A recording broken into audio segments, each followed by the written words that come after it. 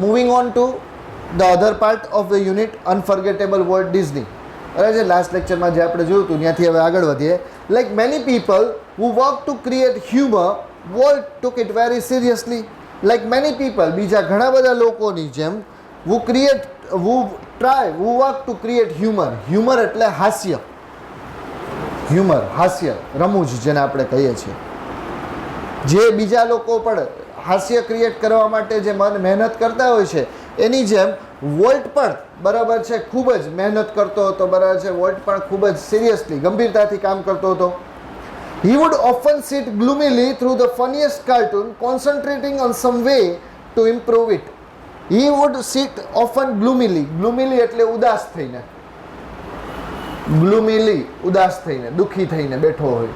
કેમાં? તો કે through the funniest cartoon.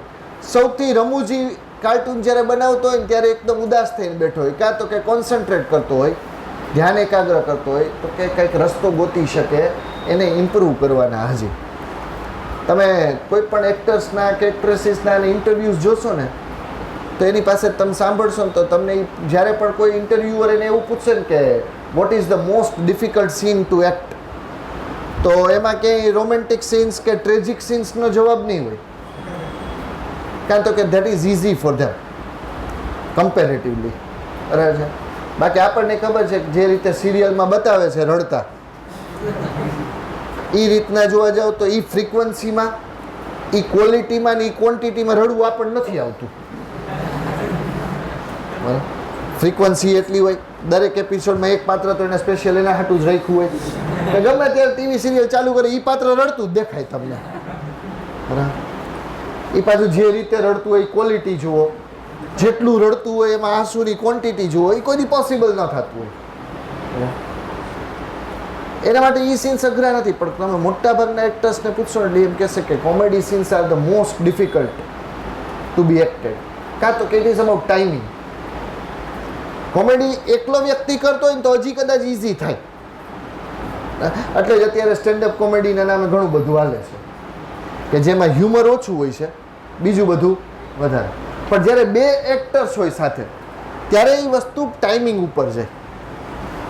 Gujarati નાટકો અથવા તો કોઈ પણ ભાષાના નાટકો જો લાઈવ જોયા હશે ને તો તમને ખ્યાલ હશે કે એ એક વ્યક્તિ જ્યારે ડાયલોગ બોલે ત્યારે બીજી વ્યક્તિ એ ટોનમાં ડાયલોગ બોલે ને જે ટોનમાં એ લોકોએ ધાર્યું હોય તો જ એ લેવલનું હ્યુમર ક્રિએટ થાય.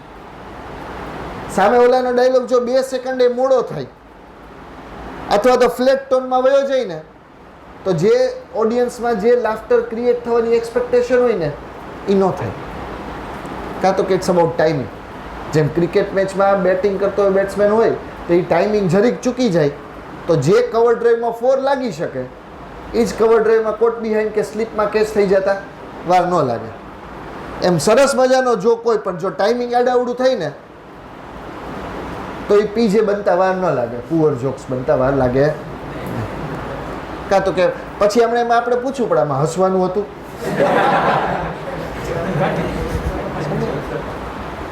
અને કોમેડી માટે અને પ્લસ બીજી વસ્તુ હતી કે volt always tried to improve. આપણે છે ને ઇમ્પ્રુવમેન્ટના સ્કોપ ભૂલી જઈએ છીએ. ઘણી બધી વખત એવું થાય કે we get satisfied with our versions. આપણા જે વર્ઝન્સ હોય ને એનાથી આપણે બહુ જલ્દી સેટિસ્ફાઈડ થઈ જાય. આપણને એમ થાય કે ભાઈ મેં આજે 2 કલાક વાંચ્યું તો 2 કલાક મેં વાંચ્યું એટલે બસ ઘણું થઈ ગયું, ઇનફ થઈ ગયું. હવે હકીકત એવું હોય કે આપણી કેપેસિટી કદાચ 3, 4 કે 6 કલાક વાંચવાની પણ છે. પણ until and unless we explore that area, આપણે ત્યાં સુધી વાંચવાનો પ્રયત્ન જ ન કરીએ ત્યાર સુધી તમને મને ખબર નથી પડવાની કે હકીકતે તમારા માટે 6 કલાક બેસીને વાંચવું અને એ યાદ રાખવું એ સહેલું છે. પણ until and unless you try you can never know. વોલ્ટને જ્યારે બીજા લોકોને બેસ્ટ લાગતું હોય ને કાર્ટૂન, બરાબર, ત્યારે એમાં વિચારતો હોય કે હજી આનાથી સારું કેમ બનાવી શકાય. ત્યારે એ આ લેવલ ઉપર પહોંચ્યો. આપણે શું થાય બહુ જલ્દી સેટિસ્ફાઈડ થઈ જાય. ઓહો મેં આટલું કરી લીધું ને આ તો મારું બેસ્ટ આપી દીધું મેં. કોઈ દિવસ બેસ્ટ નામની વસ્તુ હોતી નથી, એટલું યાદ રાખજો. કારણ કે સચિન તેંડુલકરે 200 કર્યા ને ત્યારે બધે એમ હતું કે વન ડે ક્રિકેટની બેસ્ટ ઇનિંગ. પછી 209 થયા પછી 264 સુધી પહોંચી ગયું છે અત્યારે, અને અત્યારની બેસ્ટ છે એ બેસ્ટ જ રહેશે કાયમી, એ શક્ય નથી.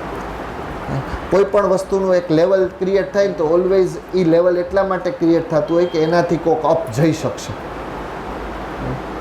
Records are made to be broken, એવું કહેવાય હંમેશા. અને એ વસ્તુ થતી વોલ્ટ હંમેશા એ રસ્તા ગોતતો કે આ લેવલ ઉપર કાર્ટૂન છે, હજી એનાથી વધારે કઈ રીતે લઈ જઈ શકાય, એ હંમેશા ફાઇન્ડ આઉટ કરવાનો પ્રયત્ન કરતો. Volt valued the opinions of those working with him. પોતાની સાથે જે લોકો કામ કરતા ને એના ઓપિનિયન્સ એટલે અભિપ્રાય, ઓપિનિયન એટલે અભિપ્રાય, મત, એની કદર કરતો હતો, વેલ્યુ કરતો. બીજા કોઈની સાથે કામ કરતા એ કંઈ અભિપ્રાય આપે, સજેશન આપે તો એને એક્સેપ્ટ કરવા જ હતા, જેટલી હદે થાય એટલી હદે એક્સેપ્ટ કરતો હોય. But the final judgement was unquestionably his. Unquestionably એટલે નિશંકપણે, અચૂકપણે. ફાઇનલ ડિસિઝન કોનું રહેતું? પોતાનું. સ્વાભાવિક જ વસ્તુ છે. અલ્ટિમેટ ડિસિઝન તો એનું જોવાનું છે. DRS લેવું હોય, બોલરને, વિકેટ કીપરને ગમે એ કહે, અલ્ટિમેટ ડિસિઝન કેપ્ટનનું કે ભાઈ એ કહેશે તો લેવાશે. ગમે એ ફિલ્ડરને બોલર જઈને કહી દેશે, અમ્પાયર સામે ઈશારો કરશે તો અમ્પાયર DRS લેતો નથી. અને સ્વાભાવિક છે, ઘણી વખત અમુક લોકો છે ને કાં તો એ બ્લેસ્ડ હોય છે આવા વિચારોથી, અથવા તો એ લોકોએ એ રીતે ઓબ્ઝર્વ કર્યું હોય છે. બહુ નાની ઉંમરે એ લોકોને ખ્યાલ આવી ગયો હોય કે what I am good at, કઈ બાબતમાં હું સારો છું, અને એને એક્સપ્લોર કરતા જાય, એમાંથી ને એમાંથી આગળ વધતા જાય, અને એના ડિસિઝન મેકિંગ ઉપર હોય કે ફાઇનલ જજમેન્ટ એનું હોય, અને મોટે ભાગે એ ફાઇનલ જજમેન્ટ એનું સારું જ રહેતું હોય. રિલાયન્સમાં બરાબર છે, જ્યારે અનિલ અંબાણીએ ટેલિકોમ ઇન્ડસ્ટ્રી ચાલુ કરી હતી અને પછી અત્યારે સાવ દેવામાં આવી ગયો, તો એ જોઈને જ્યારે મુકેશ અંબાણીએ જીઓ ચાલુ કરવાનું વિચાર્યું હશે ત્યારે ઘણા બધા એને કીધું હશે ને કે ભાઈ આ ઇન્ડસ્ટ્રીમાં પડવા જેવું નથી. કાં તો કે એના પાસે સૌથી મોટું એક્ઝામ્પલ હતું એનો પોતાનો સગો ભાઈ કે જે તંદર નિષ્ફળ ગયો. રિલાયન્સના ફોન્સ ને એના સિમ કાર્ડ્સ જેટલી હદે શરૂઆતમાં ચાલ્યા હતા, જ્યારે મફતમાં આપતા હતા ત્યારે એટલી હદે ચાલ્યા નહીં, પછી પૂરું થઈ ગયું. જ્યારે જીઓએ મફતમાં આપ્યું, હવે પૈસા કરી દીધા, તો હજી ગ્રાહકનો બેઝ, એની પાસે કસ્ટમર બેઝ દિવસે ને દિવસે વધતો છે. એ ફાઇનલ ડિસિઝન એણે પોતે લીધું હશે, બીજાએ બધે સજેશન્સ આપ્યા હશે અને એક્સેપ્ટ કર્યા હશે જેટલા થતા હશે એટલા, પણ ફાઇનલ ડિસિઝન એણે પોતે લીધું. એ વસ્તુનો મતલબ છે વોલ્ટ ફાઇનલ ડિસિઝન પોતે લેતો. વન્સ એક વખત after viewing a new cartoon with evident displeasure, એક વખત એક નવું કાર્ટૂન એણે જોયું જેમાં સ્પષ્ટ હતું, એવિડન્ટ એટલે સ્પષ્ટ, ડિસ્પ્લેઝર નિરાશા, નારાજગી, એમ ખુશ નહોતો એ કાર્ટૂનથી, એ સ્પષ્ટપણે દેખાતું હતું. અને એટલે એણે શું કર્યું? Walt called for comments from a group of our people. અમારા ગ્રુપમાંથી અમુક લોકોને બોલાવ્યા કે ચાલો આ કાર્ટૂન વિશે તમારી કોમેન્ટ શું છે, તમારો અભિપ્રાય શું છે એ કયો. Volt one after another they spoke up, all echoing Walt's criticism. એક પછી એક જેટલા લોકોને બોલાય તે બધાએ બોલ્યા, અને શું કર્યું બધાએ? તો કે પડઘો પાડ્યો. એકો એટલે પડઘો પાડવો, આપણે બોલીએ ને એકો, બરાબર, ઇકો અથવા એકો બે પ્રોનાઉન્સિએશન સાચા છે. જનરલી જોવા જાવ તો પડઘો ક્રિયાપદ તરીકે છે એટલે પડઘો પાડ્યો. ક્રિટિસિઝમ એટલે ટીકા, કર્મચારી તરીકે હોય કે અમુક કર્મચારીઓમાં બાય ડિફોલ્ટ એક આવડત હોય, બપોરના 12 વાગ્યા હોય ને અને બોસ લેવલનો વ્યક્તિ એમ કહે ને કે ઓહો બહુ અંધારું છે, અમાસ જેવું અંધારું છે, આમ ને તેમ ને, અને બાજુમાં 2-3 જણા ઊભા જ હોય. હા હો સાહેબ કે આવા અંધારામાં કાંઈ દેખાય નહીં.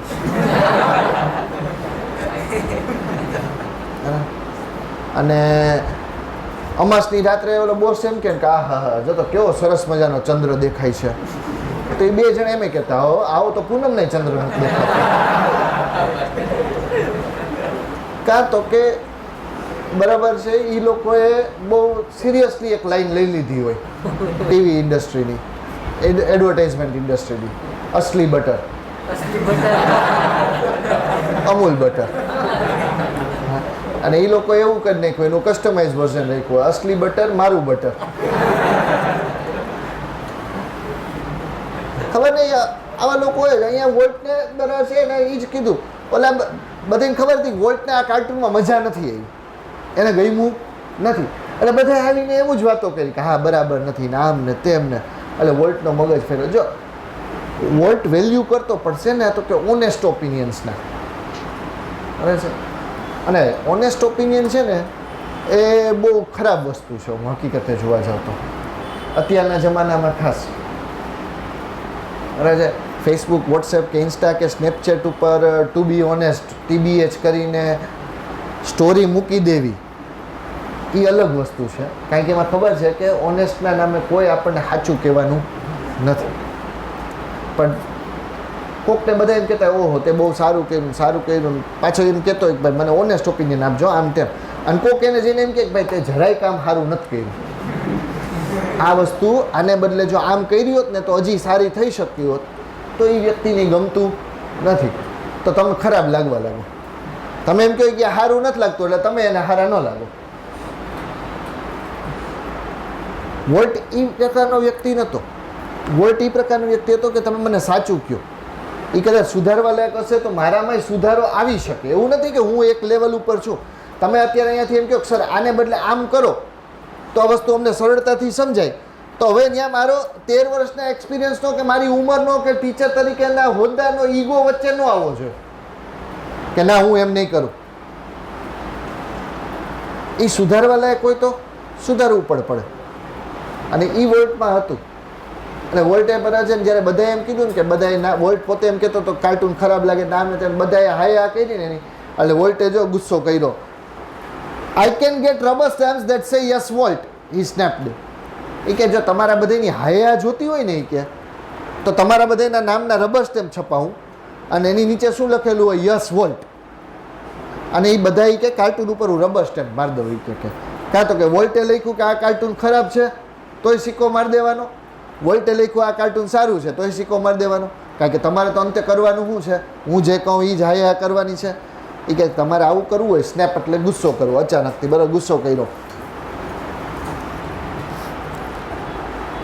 કે આના કરતાં હું રબર સ્ટેમ્પ છપાઈ લઉં કે તમને પગાર આપવો ઘટે, એ કે મારે હાયા નથી જોતી. કે then he wheeled and asked the projectionist what he thought.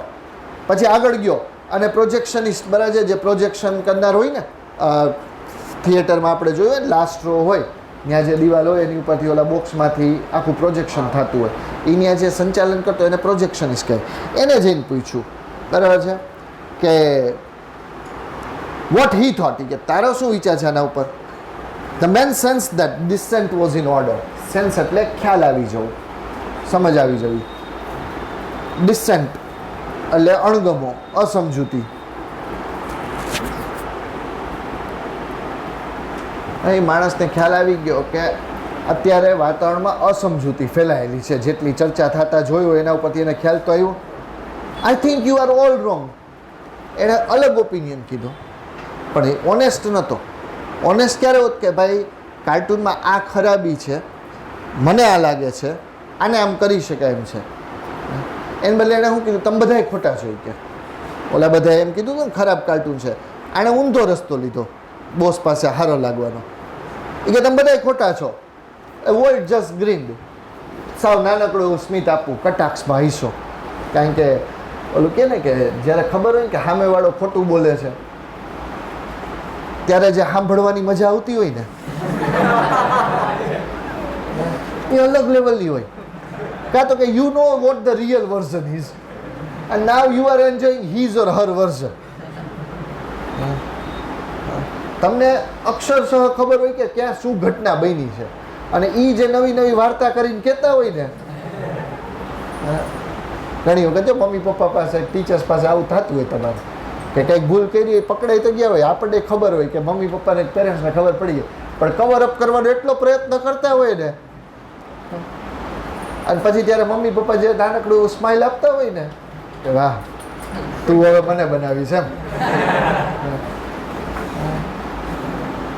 એ વસ્તુ અહીંયા વોલ્ટે કરી, નાનકડી સ્માઇલ આપીને કે you stick to your projector. કે તું તારા પ્રોજેક્ટરને વળગી રહી કે બરાબર છે કે એ સજેસ્ટ તારે એ કે આમાં જરૂર નથી. Volt involve himself in everything. Volt દરેકે દરેક બાબતમાં પોતાની જાતને સામેલ કરતો હતો, ભાગ લેતો હતો, રસ લેતો હતો. During one story conference on the Mickey Mouse Club TV show, the storyman, pointer in hand, was outlining a sequence called How to Ride a Bicycle. એક વખત Mickey Mouse club TV show જે programme ચાલતો હતો એમાં એક story conference, એક વાર્તાની સભા હતી. એમાં ધ સ્ટોરીમેન, જે વાર્તા કહેનાર વ્યક્તિ હતો, જેના હાથમાં પોઇન્ટર હતું, જો સામેના પેજ ઉપર વોલ્ટનું પિક્ચર જો છે, એના હાથમાં પોઇન્ટર, લાકડી. સ્ટેજ ઉપર કોઈ લોકો બરાબર છે, સ્ક્રીન ઉપર કંઈ બતાવવા માંગતા હોય તો અત્યારે કેવો લેઝર લાઇટનો ઉપયોગ કરે, એ રીતે બોર્ડ ઉપર એ શું ઉપયોગ કરતો હતો બોર્ડ ઉપર દર્શાવવા માટે, તો કે પોઇન્ટરનો ઉપયોગ કરતો હતો. એ હવે એક આઉટલાઇનિંગ એ સિક્વન્સ એટલે એક વાત આખી સમજાવતો હતો, જેનું નામ શું હતું? How to ride a bicycle. હવે Mickey Mouse club TV show નાનકડા છોકરાઓ માટે હોય અને એના માટે તો બાઇસિકલ શીખવી એ બહુ મોટું અચીવમેન્ટ હોય, તો એના માટે એ પ્રોગ્રામ હતો કે એમાં શીખવાડતા હતા કે બાઇસિકલ કઈ રીતે ચલાવવી. અને એમાં એણે શરૂઆત કરી, બરાબર છે. Now when you get on your bicycle, he began. એણે વાક્ય પહેલું બોલ્યો કે જ્યારે તમે તમારી બાઇસિકલ ઉપર ચડો છો ત્યારે શું થયું? બોલ્યો ને આટલું તો કે વોલ્ટ સ્ટોપ્ડ હિમ. વોલ્ટે એને અટકાવ્યો અને શું કીધું? Change your bicycle to a bicycle. Remember, every kid isn't fortunate enough to have a bicycle of his own. એ કે એટલું યાદ રાખો કે દરેક બાળક એટલું નસીબદાર, ફોર્ચ્યુનેટ એટલે નસીબદાર નથી હોતું કે એની પાસે પોતાની બાઇસિકલ હોય. જો સાવ નાનકડી એવી વસ્તુ છે કે એક આવડો મોટો વ્યક્તિ પોતાના ટીવી શોમાં શું ચાલે છે, એ બોલનાર વ્યક્તિ શું બોલે છે, એની ઇફેક્ટ કેવી પડશે બાળકોના મગજ ઉપર, એ એક એક શબ્દનું ધ્યાન રાખવું એટલે વિચાર કરો કે કયા લેવલનો એને ઇન્ટરેસ્ટ હશે પોતાના કામમાં. એ કે ઓલા બોલનાર શું બોલ્યો? તો કે જ્યારે તમે તમારી બાઇસિકલ ઉપર ચડો છો ત્યારે, આવું બોલ્યો ને એટલે એણે શું કીધું? વાક્ય રીતને આવી રાખ કે જ્યારે તમે બાઇસિકલ ઉપર ચડો છો ત્યારે, તમારી બાઇસિકલ ઉપર એમ નહીં. કાં તો કે દરેક બાળક એટલું નસીબદાર નથી હોવાનું કે એની પાસે એની પોતાની બાઇસિકલ હોય. In 2021 it may sound weird કે પોતાની બાઇસિકલ ન હોય, એ થોડુંક વિચિત્ર લાગે, પણ આ જ્યારની વાત છે અને હજી આજની તારીખે પોતાની બાઇસિકલ હોવી એ ભારતમાં કદાચ 20-25% બાળકો એવા હશે કે જેના માટે એ nothing less than a luxury.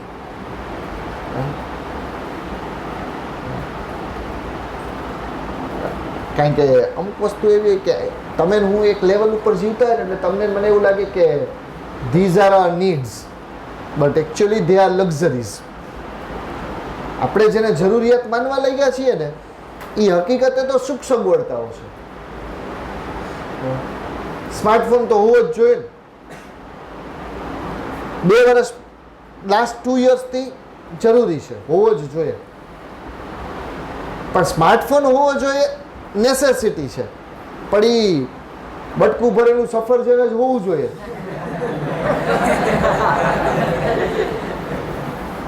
સમજે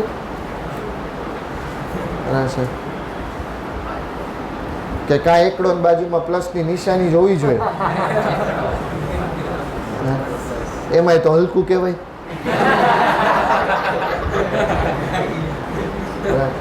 સગાઈ તૂટી જાય તો ભણવાની વાત તો દૂર રહી. એ વસ્તુ આપણે સમજીએ ને તો એ વસ્તુમાં આપણને ફેર ખબર પડે છે. ઘણી વખત તમને લોકોને એવું થતું હોય કે parents are not fulfilling our wishes. માતા પિતા અમારી ઈચ્છાઓ પૂરી નથી કરતા ને આમ ને તેમ. એ તમારી જરૂરિયાતો બધી પૂરી કરે છે, ધેટ્સ ક્વાઇટ ઇનફ. અને લક્ઝરીઝ ઘણી બધી પ્રોવાઈડ કરે છે, એવું નથી, પણ તમને ખબર નથી પડતી કે આને લક્ઝરી કહેવાય. એજ્યુકેશન નેસેસિટી છે, સેલ્ફ ફાઇનાન્સમાં એજ્યુકેશન નેસેસિટી નથી, right? Government schools are there. તમને એમ કીધું હોય ભણવું હોય ભણ, હું તને ગવર્મેન્ટ સ્કૂલમાં બેસાડીશ, તારી ઈચ્છા હોય તો ભણ.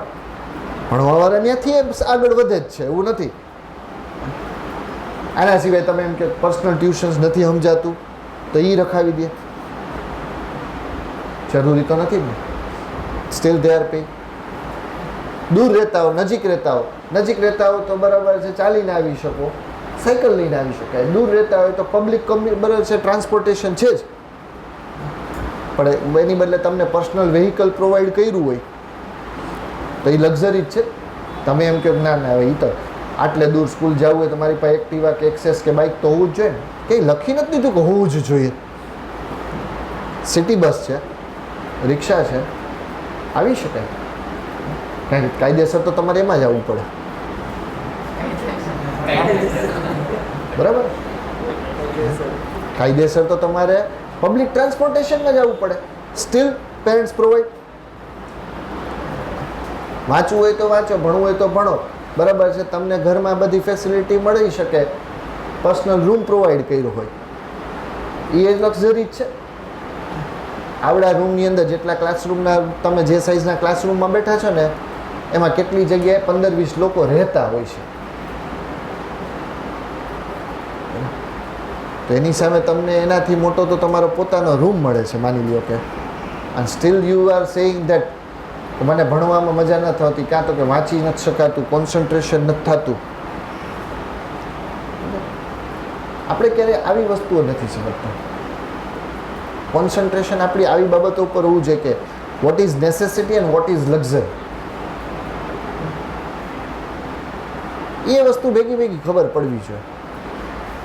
મોબાઈલ ફોન છે એ બેઝિક ફંક્શન્સ ચાલે છે, તમારી જરૂરિયાતની બધી વસ્તુઓ ચાલે છે, પણ 2-2.5 વર્ષ થઈ ગયા એટલે બદલવો જ, એ વસ્તુ વ્યાજબી નથી. કારણ કે કોઈના પેરેન્ટ્સને આમાં ક્યાંય જાળવું તો છે નહીં. એસી ઓફિસમાં બેઠા હોય ને તોય હાન પેડે પરસેવો છૂટી જાય. એ લોકડાઉનમાં જેટલે થોડું કંઈ પપ્પાને હેલ્પ કરેલી હશે ને, મમ્મી પપ્પાને બિઝનેસમાં કે જોબમાં, એને ખબર પડી ગઈ હશે કે એના કરતાં 6-7 વિષયના ચોપડા લઈને બેહવું ઘણું સારું છે.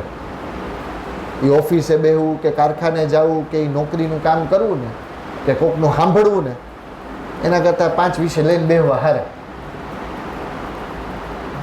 એ ઘણા જ સમજાઈ ગયું. આપણે છે ને ફોર્ચ્યુનેટ કેટલા છીએ ને એ કોક દિવસ સમજતા શીખવું પડે. We always look at the other side that we are not having this and that and all those things. આ નથી, ઓલું નથી. At least thank your parents for whatever you are having right now. Complain પછી કરજો, આ નથી આપ્યું, ઓલું નથી આપ્યું. જે આપ્યું છે એના માટે થેન્ક્સ તો કહેતા શીખો. વોલ્ટ એક એવા લેવલમાંથી આવતો ને તેને ખબર હતી કે નાની નાની બાબતો કેટલી મહત્વની હોય. એક નાનકડા બાળકના મગજ ઉપર બરાબર છે, એ બાઇસિકલ જ્યારે એમ સાંભળે કે ભાઈ તમે તમારી બાઇસિકલ ઉપર ચડો ત્યારે, તો એને એમ થાય કે મારી બાઇસિકલ ન હોય તો હું શીખી શકીશ નહીં. એના મગજમાં તો શું આવે, નાનકડા બાળકના મગજમાં એ વિચાર આવે. એ વિચાર ન આવે એટલું ધ્યાન રાખીને એમ કીધું કે વાક્ય રચના શું કરો કે જ્યારે તમે બાઇસિકલ ઉપર ચડો છો ત્યારે. એટલે એ બાળક એવું સમજી શકે કદાચ મારી બાઇસિકલ ન હોય, બીજા કોઈની બાઇસિકલ હોય તો હું શીખી શકીશ. The story of Disneyland, perhaps better than anything else, illustrates Walt's vision and his stubborn determination to realize an idea he believed in. બરાબર છે. The story of Disneyland, ડિસ્નીલેન્ડની જે આખી વાર્તા છે, perhaps લગભગ, perhaps means લગભગ, better than anything else, બીજી કોઈ પણ બાબત કરતાં વધુ સારી રીતે શું કરે છે, ઇલસ્ટ્રેટ કરે છે. ઇલસ્ટ્રેટ મીન્સ ઉદાહરણ આપીને સમજાવવું. આવતા વર્ષે ઇંગ્લિશ મીડિયમમાં જશો ને એટલે મોટાભાગના ક્વેશ્ચન્સ આ શબ્દથી સ્ટાર્ટ થતા હશે. અત્યારે જેટલામાં ક્વેશ્ચન્સમાં આવે ને કે આ સમજાવો ઓલું સમજાવો, ત્યાં ઇંગ્લિશ મીડિયમમાં સૂચનાઓ શું આવશે, illustrate this, illustrate the following thing with an example and all those things, એવી રીતે આવશે. એ દર્શાવે છે શું, તો કે વોલ્ટ્સ વિઝન. વિઝન એટલે દ્રષ્ટિ. એની દ્રષ્ટિ કેવડી હતી, મીન્સ કેટલે દૂર સુધી કેટલું ફ્યુચરનું વિચારી શકતો હતો. And his stubborn determination, stubborn જિદ્દી,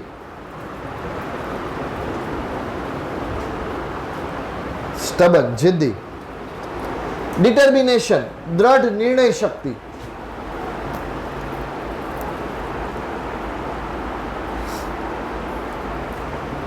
એની દ્રઢ નિર્ણય શક્તિ શેના માટેની, to realise an idea he believed in, પોતે જે વિચારમાં માનતો હોય એને સાકાર કરવાની દ્રષ્ટિ અને એની દ્રઢ નિર્ણય શક્તિનું ઉદાહરણ જો કોઈ હોય તો સૌથી શ્રેષ્ઠ ઉદાહરણ કયું છે, ડિઝનીલેન્ડ. બરાબર અમુક સમયે એવું થાય કે આપણે બરાબર છે લોંગ ટર્મ જે વિઝન છે એના ઉપર ડિપેન્ડ કરતું બધું. કોઈ પણ કંપની છે કે કોઈ વ્યક્તિનું ડ્રીમ છે કે કાર્ય છે કે કાંઈ પણ વસ્તુ છે ને, તો એ સ્ટાર્ટ હોય ને ત્યારે સ્ટાર્ટ થાય ને ત્યારે હંમેશા એનું એક લોંગ ટર્મ વિઝન હોય. શોર્ટ ટર્મ સક્સેસીસ ઘણી બધી હોય. તમે કેટલી વખત સાંભળ્યું હશે કે અત્યારે 2020માં 21માં ઓલિમ્પિક તે પૂરું થયું ને, તો અત્યારે કેટલાય એથ્લીટ્સ હવે એવી તૈયારી કરવા માંડ્યા કે 2024માં જ્યારે પેરિસમાં ઓલિમ્પિક્સ રમાશે ને ત્યારે એમાં પરફોર્મ કેવી રીતે કરવું, કે એના માટે ક્વોલિફાય કેવી રીતે થવું. વર્લ્ડ કપના ક્વોલિફાયર્સ એક વર્લ્ડ કપ પૂરો થાય એટલે તરત ચાલુ થઈ જાય. ફૂટબોલમાં, ક્રિકેટમાં, બધી જગ્યાએ. It takes a time. It takes a hell lot of time. ખૂબ લાંબો સમય લાગે છે સંઘર્ષમાં. There is nothing like overnight success in the world. રાતોરાત સફળતા મળી જવી એ ખાલી ફ્રેઝ છે, વાસ્તવિકતા સાથે એને કોઈ સંબંધ નથી. 2016માં આર્મીમાં નીરજ ચોપરાએ ટ્રેનિંગ ચાલુ કરી હતી, ત્યારે 2021માં ગોલ્ડ મેડલ આવ્યું. આપણને 2021 જ દેખાય, એક જ દિવસ દેખાય. એ એક દિવસ નથી. અને જ્યારે તમને ખબર હોય ને કે આ બાબત તમારા માટે, તમારા ફ્યુચર માટે કે આજુબાજુના કેટલાય લોકોના ફ્યુચર માટે સારું કરશે, તો એના માટે કદાચ તમે જિદ્દી બનો ને જીદ કરો ને તો એ ખોટું નથી. મોટે ભાગે આપણામાં એવું કે જીદ કરવી એ ખરાબ વસ્તુ છે. Not in every sense, not in general sense. તમને ખબર પડે કે ક્યાં જીદ કરાય તો એને સારી રીતે પણ તમે ઉપયોગ કરી શકો. તમે કમ્પેરિઝન કરીને જીદ કરો છો કઈ વસ્તુ લેવા કરવા માટેની, તો એ ખોટું છે. પણ તમે તમારી જાતને સાચા સાબિત કરવાની, બરાબર છે, કે તમે તમારી જાતને પ્રૂવ કરવા માટેની જીદ કરો છો, ધેટ્સ ગુડ. વચ્ચે દૈનિક ભાસ્કર અને ધોની બરાબર એને બ્રાન્ડ એમ્બેસેડર તરીકે લઈને આખું એક સેગમેન્ટ ચાલુ કર્યું હતું, જીદ કરો દુનિયા બદલો. એમાં ઘણા બધા આવા લોકોને ભેગા કર્યા હતા કે જેણે પોતાની જીદને, પોતાના દ્રઢ મનોબળને વળગી ગયા. ડિસિઝન મેકિંગ છે ને બહુ મહત્ત્વની વસ્તુ છે. અને ડિસિઝન લીધા પછી ડિસિઝનને વળગી રહેવું એ એનાથી અઘરી વસ્તુ છે. જેમ કેમ કહું કે ને કે સફળતા ઉપર પહોંચવું કદાચ હજી સહેલું હોય, પણ ત્યાં ટકી રહેવું ને એ વધારે એફર્ટ માગે. કારણ કે ઉપર જેમ જેમ સીડી ઉપર ચડતા જાવ એમ સ્પેસ કેવી થતી જાય ઓછી, તો બેલેન્સિંગ કરવું પડે. ઉપર ચડવામાં જેટલી મહેનત ન એના કરતાં ત્યાં ટકવામાં મહેનત વધારે છે. તમે ડિસિઝન લીધું છે એ ડિસિઝનના શોર્ટ ટર્મ રિઝલ્ટ્સ કદાચ નુકસાનજનક હોય. મેં કોઈ પગલું લીધું, માની લ્યો કે લાસ્ટ યર મેં મારી ડબલ શિફ્ટની એક જગ્યાએ નોકરી હતી એ મૂકી દીધી, એક શિફ્ટની નોકરી બીજી જગ્યાએ સ્વીકારીને બપોર પછી મેં મારા પર્સનલ ટ્યુશન્સને એવું બધું કરવાનું વિચાર કર્યું. અત્યારના શબ્દોમાં કહે તો a little bit of startup. બધા અત્યારે સ્ટાર્ટઅપ રમતા હોય ને, નવો બિઝનેસ કંઈક લઈ આવો. ઝોમેટો ને સ્વિગી જેવાનું હાલી ગયું, ઓલા ઉબેરનું હાલી ગયું, એ બધા સ્ટાર્ટઅપ્સ છે, બરાબર છે. એ રીતે મેં મારું વિચાર્યું કે ભાઈ I want to startup my new business of mind, tuition ક્લાસીસનો કે પર્સનલ ટ્યુશન્સનો. તો કદાચ એવું બને કે 1-2 વર્ષ સુધી મને એ ફિલ્ડમાં કોઈ ઓળખે નહીં, મને કદાચ 2 રૂપિયાની આવક ન થાય, તો પણ મારા ડિસિઝન બીજા વર્ષે હું એ ડિસિઝન ચેન્જ કરી નાખું અને 2 જગ્યાએ નોકરીમાં લાગી જાઉં ફિક્સ્ડ સેલરીમાં, તો એ વસ્તુ નકામી છે. કાં તો કે મારે કદાચ ધીરજ ધરવી પડે કે 1 વર્ષ કદાચ પરિસ્થિતિઓને લીધે માર્કેટમાં મને બહાર પડતા ઓળખતા લોકોને વાર લાગે, પછી લોકો મને ઓળખતા થઈ જશે કે આ સર આવી રીતે ટ્યુશન્સ કરાવે છે, તો કદાચ મને એ ફિલ્ડમાં રિસ્પોન્સ મળવાનો છે. Short term loss may be there, but જો લોંગ ટર્મ એ વસ્તુ થઈ જાય તો મને ખબર છે કે એ ફાયદો મને કેટલો કરવાનો છે. એ ફિલ્ડમાં હું સેટ થઈ જાઉં તો મને ખબર કદાચ મારે એક શિફ્ટની જોબ ન કરવી પડે, એવું કદાચ મને મળી શકે.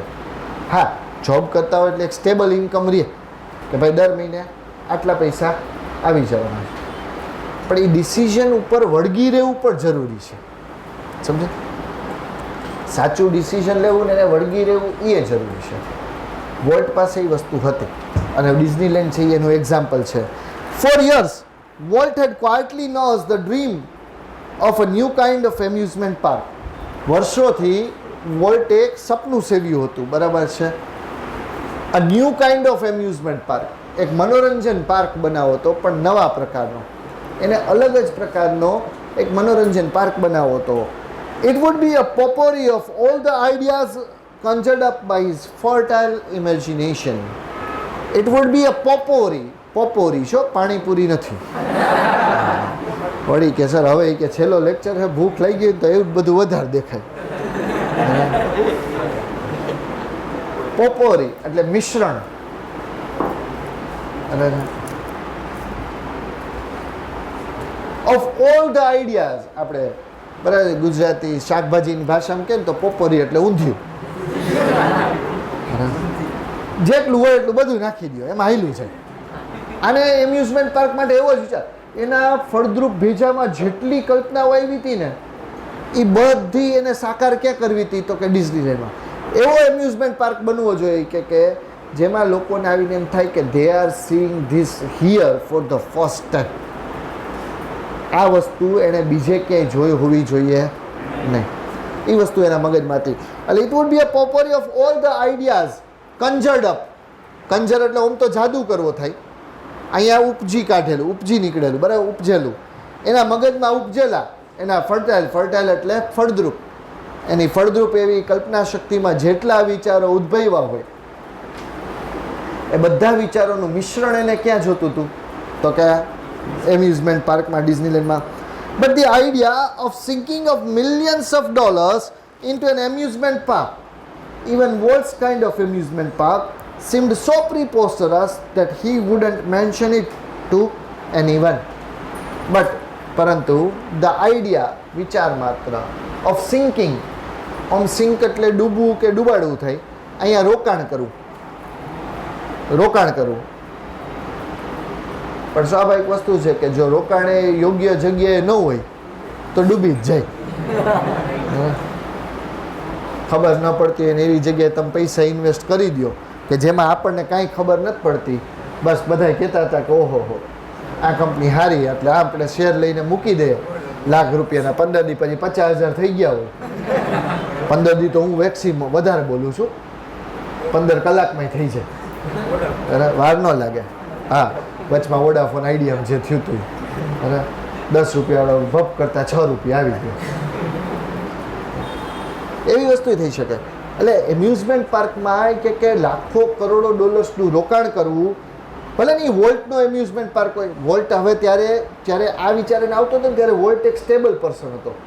બધાને વોલ્ટની ટેલેન્ટ ઉપર વિશ્વાસ આવી ગયો હતો, પણ વોલ્ટની ટેલેન્ટ ઉપર વિશ્વાસ મૂકીને લાખો કરોડો ડોલરનું રોકાણ કરવું એ વિચાર પણ કેટલો એવો લાગતો હતો. વો સીમ્ડ સો પ્રીપોસ્ટરસ એટલે હાસ્યાસ્પદ. પ્રીપોસ્ટરસ એટલે હાસ્યાસ્પદ. લખો એના માટે બીજો વર્ડ રિડિક્યુલસ. RIDICULOUS RIDICULOUS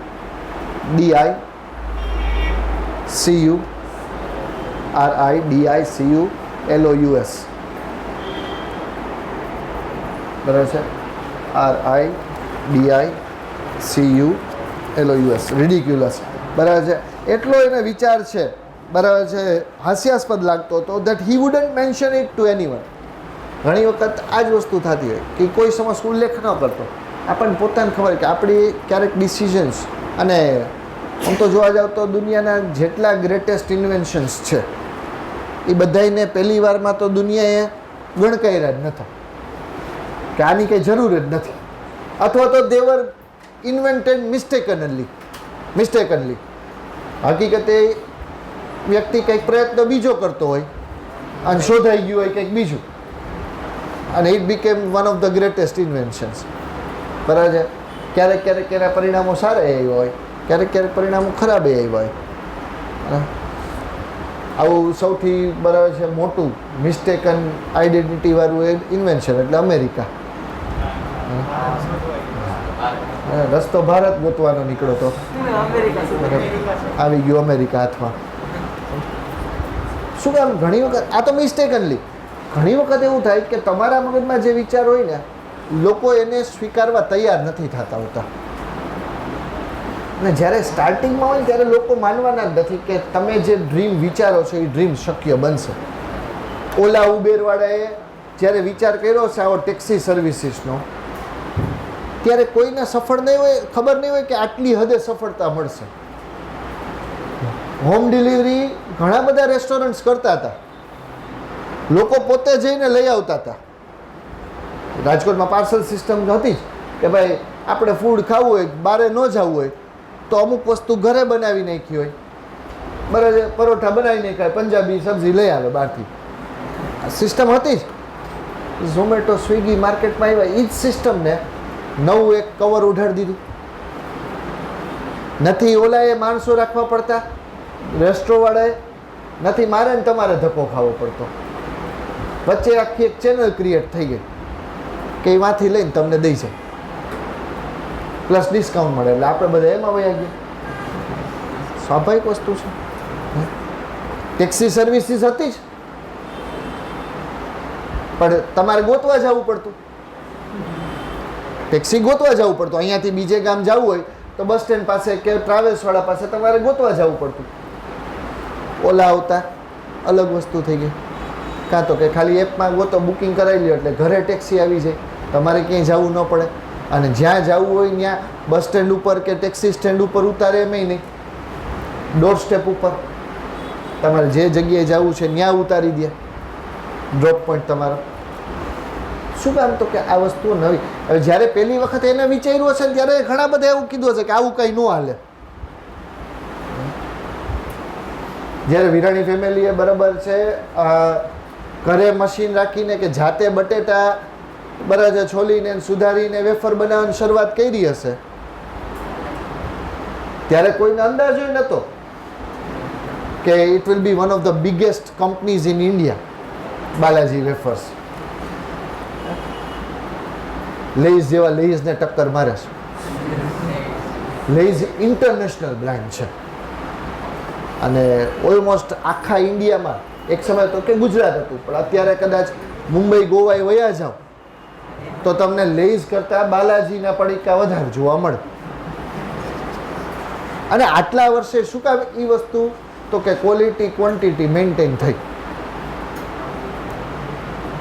આપણે કે પબ્લિસિટી કોઈ વસ્તુ નથી કરી પડી, એના ડિસિઝન્સ જો તમે શરૂઆતમાં બધા એવું વિચારો છે કે ભાઈ વેફર બનાવવાનો ધંધો કદાચ થોડો આટલો બધો હાલશે. કાં તો કે ગુજરાતના ઘરે ઘરે વેફર બનતી, બટેટાની વેફર બનાવી ગુજરાતના ઘરે ઘરે સિસ્ટમ છે હજી આજની તારીખે. તોય તમે વિચાર કરો એનું માર્કેટ. સમજે?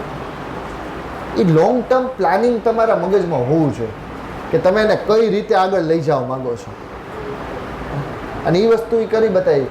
વોલ્ટે પહેલાં તો કોઈને કીધું નહોતું, એણે શાંતિથી એનું પ્લાનિંગ કર્યું. જો હી જસ્ટ ક્વાઇટલી બિગેન પ્લાનિંગ. એણે કોઈને ઉલ્લેખ ન કર્યો, એણે ખાલી પ્લાનિંગની શરૂઆત કરી દીધી, કેવી રીતે બધું આયોજન કરવું છે ને ઓલ ધોઝ થિંગ્સ મગજમાં. જ્યારે એની પાસે કે ફૂલ પ્રૂફ પ્લાન હશે ને આખો, કારણ કે આ કોઈ નાનકડો બિઝનેસ તો હતો નહીં. કપડાની દુકાન હોય, નાખી, વર્ષ દોઢ વર્ષ જહાજ હોય, ન ચાલી, બંધ કરી દેશું, સેલનું પાટિયું મારી દેશું, સ્ટોક ખાલી કરી બરાબર છે, થોડુંક નુકસાન ખાઈને બંધ કરી દેશું, છૂટા થઈ જશું કે ભાઈ હવે વધારે નુકસાન ખમવું ન પડે. એમ્યુઝમેન્ટ પાર્ક તો રાતોરાત બંધ ન થાય. રાઇડ્સ ને આવડી મોટી આન તેન બધું રાખ્યું હોય, એ પાછી વેચવાય કોને જવાની? સમજે? એમાં તો નથી લખાતું ને ફોર સેલ, એનો ફોટો પાડીને OLX-માં તો મુકાતો નથી. હે સમજે? ઘણાને શું આમાં કે તાત્કાલિક ડિસિઝન શું કામ ન લીધું? તાત્કાલિક ડિસિઝન એટલા માટે ન હોય કે માની લો કે વર્ષથી કર્યા પછી માણસો આવ્યા નહીં વિઝિટ કરવા, તો રાજકોટની આજુબાજુ ઘણા આવા નાના મોટા એમ્યુઝમેન્ટ ચાલુ થઈને બંધ થઈ ગયા. શું કામ? તો કે આ જ વસ્તુને લીધે. હવે એ નાનકડા લેવલ ઉપર હોય તો ચાલે, પોસાય બંધ કરવું, કે 2-4-5 રાઇડ્સ હોય તો એ પોસાય કે ક્યાંક ને ક્યાંક એને સેલ આઉટ કરી શકાય. ડિઝનીલેન્ડ બરાબર છે, ખાલી ઘરે જઈને ગૂગલ કરશો એટલે તમને ખબર પડશે કે કેવડી સ્પેસ છે ને એની અંદર કેટલી વસ્તુઓ છે. હવે એ વસ્તુને જો મેન્ટેન ન થાય અને લોકો વિઝિટમાં ન આવે તો એને પેકઅપ કરવામાં છે ને માણસની ફાઇનાન્શિયલ કરિયરનું પેકઅપ થઈ જાય. એટલે એણે શું કર્યું, પેલા શાંતિથી બધા વિચારો કર્યા હતા. જ્યારે એની પાસે ફૂલ પ્રૂફ ડિસિઝન આવ્યું એમ હતું કે હવે આ વસ્તુને હું આ રીતે અપ્લાય કરીશ ને તો આ 100% સફળ થશે, ત્યારે એણે બીજા લોકોને કહેવાનું ચાલુ કર્યું અને પછી એના વિશેનો વિચાર અમલમાં મૂક્યો. એ બધું આપણે જોશું નેક્સ્ટ એપિસોડમાં. બરાબર છે.